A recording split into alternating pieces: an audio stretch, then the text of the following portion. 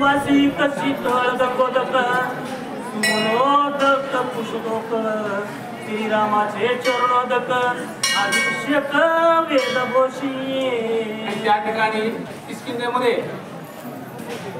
राजा सुग्रीवाचा या ठिकाणी अभिषेक होऊ लागलेला आहे आणि सर्व त्या अभिषेकासाठी लागणारी जी सामग्री असते ती सर्व त्या ठिकाणी जमा केलेली आहे आणि जमा केल्याच्या नंतर जे उदक म्हणजे जे पाणी वगैरे लागत असते ते रामाच्या चरणाचं पाणी देखील त्या ठिकाणी आणलेलं आहे आणि सर्व सामग्री जमा करून त्या ठिकाणी अभिषेक संपन्न झालेला आहे। वस्त्र अलंकार धनधान्य द्विजा दिदले भोजन अंगदाय राज्य निवड सुख संपन्न। आणि त्या ठिकाणी राज्याभिषेक झाल्याच्या नंतर पूर्णपणे त्या ठिकाणी राजे महाराजे जेवढे होते त्यांना ते आमंत्रित केलं होतं त्यांना पूर्णपणे या ठिकाणी जेवढे या ठिकाणी दिलेलं आहे आणि जो युवराज पद आहे ते युवराज पद राजा राजानं अंगदाला दिलेलं आहे। विधियुक्त वेद मंत्र अभिषेक किती ऋषीश्वर अभिषेकामयाले वानर थोर थोर ते ऐका।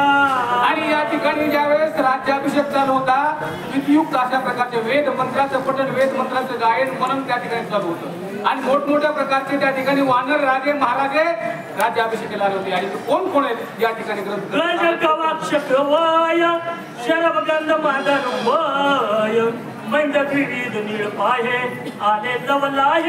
या ठिकाणी गवाक्ष मंद नीळ नीळ मोठमोठे प्रकारचे गलत अशा प्रकारचे वीर वानर होते ते वीर वानर त्या ठिकाणी सुग्रीवाच्या राज्याभिषेकाला त्या ठिकाणी जमा झालेले आहे। लळ सुषण जांबुवंत सबळ आणि वानर बहुत प्रबळ सुग्रीवाभिषेकामया सकळ आले तत्काळ वानर।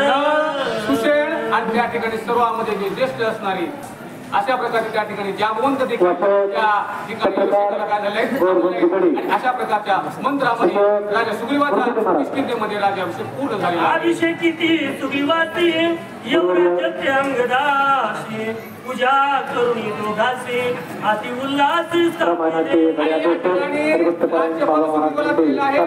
युवराज पद अंगदाला दिलेलं आहे आणि सर्वजण त्या ठिकाणी पूर्णपणे राजे महाराजे नळ जांबवंत मोठमोठ्या प्रकारचे असे बलाढ्याचे वीर होते जे की रामाला सहकार्य करणारे होते। रामाच्या आज्ञेनुसार त्या ठिकाणी राज्याभिषेक पूर्ण झालेला आहे।